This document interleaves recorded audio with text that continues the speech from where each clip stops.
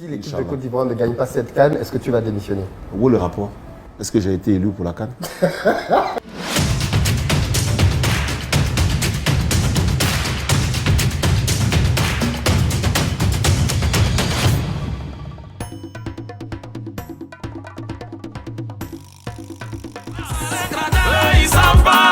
La team Camille qui parle beaucoup. Doria Messène de Casablanca. Hey, Samba, il parle beaucoup.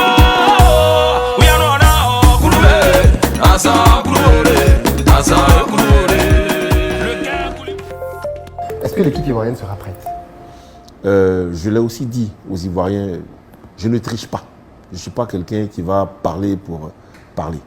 Notre équipe, si on se base sur le résultat de la dernière CAN qui a eu lieu en janvier 2022, donc cette année, ça ne fait pas un an, on est sorti en 8e de finale. Oui. Donc on fait partie des équipes qui sont dans la deuxième partie du tableau. Oui. Ça, c'est notre niveau actuel. Je suis élu, je prends un coach, je prends une équipe, je suis en train de travailler à rebâtir une équipe. Ce travail, nous sommes en train de le faire. On a eu une fenêtre FIFA au mois de juin. On en a eu une au mois de septembre, on en a une au mois de novembre, on en aura une autre au mois de mars prochain. On travaille à rebâtir une équipe. Et on espère pouvoir avoir un commando, c'est le terme que j'ai utilisé, un commando qui sera prêt pour la CAN qui aura lieu en 2024. Donc c'est un processus qui est en train de se faire. Nous avons des joueurs de qualité. L'objectif est de gagner cette CAN. Mais bien sûr, on y va pour ça.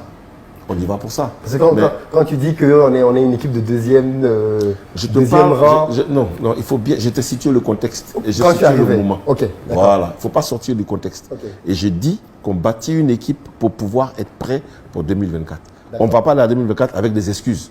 Non. Okay. On n'ira pas avec des excuses. On ira avec tous les moyens en notre possession pour la gagner. Si l'équipe de Côte d'Ivoire ne gagne pas cette CAN, est-ce que tu vas démissionner? Où est le rapport? Est-ce que j'ai été élu pour la CAN? Non, moi, ça y est, il y a des managers qui, quand l'équipe n'atteint pas la performance, ils disent « mon management n'a pas été bon, je vais Est-ce que dans mon mandat, je dis que je suis élu pour la Coupe d'Afrique 2020? C'est vrai. Faut pas, c'est-à-dire que là, c'est des questions de polémique et qui vont faire le buzz. Oui. Mais ça n'a aucun intérêt pour moi. Moi, je suis un manager. J'ai été élu sur un projet. Et dans ce projet, il y a plusieurs aspects. Oui. D'accord? Je veux qu'on en parle. Il y a les aspects formation. Il y a les aspects gouvernance, il y a les aspects football des jeunes, il y a les aspects football féminin, il y a les aspects organisation financière, il y a tous ces aspects-là. Et il y a la CAN. Donc, je ne m'en ai pas battu autour de la CAN. Je te pose certaines questions parce que ce sont les questions communément qui se posent en réalité. Je me fais un peu le... Non, mais je comprends. Et je suis tout à fait à l'aise. Ça fait partie de l'exercice. Du coup, il y a quand même une question qui est beaucoup revenue. Le choix, et ça c'est ton choix, le choix du sélectionneur de l'équipe de football de Côte d'Ivoire. Oui. On a 5 équipes qui sont actuellement au mondial, pour la première fois de l'histoire, avec 5 sélectionneurs issus des pays. Et je pense que c'est un enjeu aujourd'hui qui est quand même assez global en Afrique, c'est cette volonté pour les Africains de s'émanciper un peu et de gérer par eux-mêmes leurs affaires. Pourquoi ce choix d'aller prendre un sélectionneur étranger alors même qu'en Côte d'Ivoire, il y a des personnes qui sont habilitées à pouvoir gérer cette sélection et constituer ce commando que tu cherches? Alors là, on est encore dans une logique que j'appelle de polémique. Je vais juste faire un rappel, mais qui est factuel. Le Maroc a été qualifié par Raphaël Ali Lozic. Tout à fait. Donc, ce n'est pas un Marocain qui les a qualifiés. Oui. D'accord? Non. Oui. Je continue. Vas-y. Le Cameroun a été qualifié par un Portugais. Tout à fait, c'est ça. Donc, ce n'est pas un Camerounais qui les a qualifiés. Donc, arrêtez de revenir à ce genre de polémique. On ne choisit pas un entraîneur pour la couleur de sa peau, pour son origine, pour son ethnie ou pour son pays. On choisit un entraîneur pour ses compétences. Ma vision, elle a été très simple. J'ai fait un appel à candidature. Ceux qui y ont répondu et qui remplissaient les conditions m'ont permis d'arriver à ce choix-là. Donc si j'avais eu dans les personnes qui avaient répondu un Ivoirien remplissant les conditions et ayant les compétences, remplissant toutes les cases, mais il aurait été là. Je n'en ai pas eu. Donc celui qui remplissait toutes les cases, c'est M. Gassé, que nous avons choisi et en qui nous avons une totale confiance. Ce n'est pas un problème d'Ivoirien, de ne pas être Ivoirien. Non, je ne suis pas du tout dans cette logique. Mais est-ce que tu ne comprends quand même pas que, au niveau de la Fédération ivoirienne de football, ce n'est pas qu'une question de compétence, il y a aussi une question de représentativité, il y a aussi une question de leadership. C'est beaucoup de choses derrière un poste. Ce n'est pas juste la compétence. Un entraîneur est recherché pour sa compétence.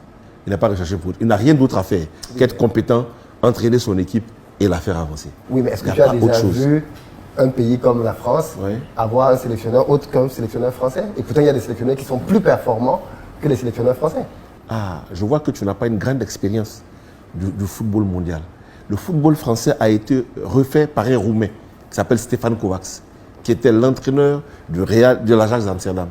C'est celui-là qui a fondu le football français dans les années 80 pour que derrière, il y ait des entraîneurs français. Mais est-ce qu'il était sélectionneur de l'équipe de France? Ce n'est pas le même niveau. Nous parlons de quoi?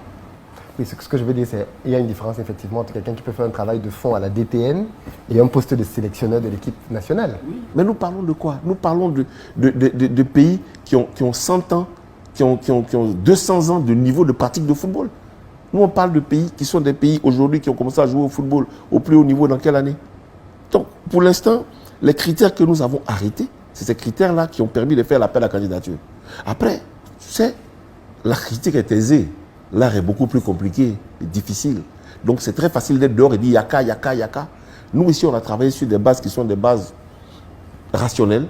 On a tracé des profils, on a mis des cases et on a fait un appel à candidature. Et dans cet appel à candidature, celui qui répondait aux cases, c'est celui-là. La Côte d'Ivoire a eu 2 CAN. Le premier CAN a été gagné par un Ivoirien, le deuxième CAN a été gagné par un Français. Donc pourquoi vous voulez qu'on s'appuie sur... le Cameroun a gagné combien de CAN? 5. Il y a combien de Camerounais qui ont gagné la CAN avec le Cameroun? Pas beaucoup. Peut-être 0. Voilà. Donc on parle de quoi? Donc il faut qu'on revienne au simple. Mais oui, je reviens donc à la question. Oui. Est-ce que ce n'est que pour toi, après c'est une vision du management, mais pour toi c'est juste le résultat qui compte, peu importe le moyen? Est-ce que le moyen ne compte pas aussi? Parfois plus que le résultat même? Ce qui importe pour moi au plan sportif, c'est le résultat. Ok. Vous savez, quand vous dirigez une fédération, mais c'est toi tout à l'heure qui me disais si on ne gagne pas la CAN, est-ce que je vais démissionner? Ne pas gagner la CAN, c'est quoi? C'est le résultat. Oui. Mais alors, pourquoi tu me poses une question là et tu viens me poser une question contraire après? Rien que parce que tu veux entraîner une discussion. Faut qu'on soit... Moi, je suis quelqu'un de cohérent. Je suis rationnel, je suis mathématicien de formation. Ok. Je suis dans des cadres.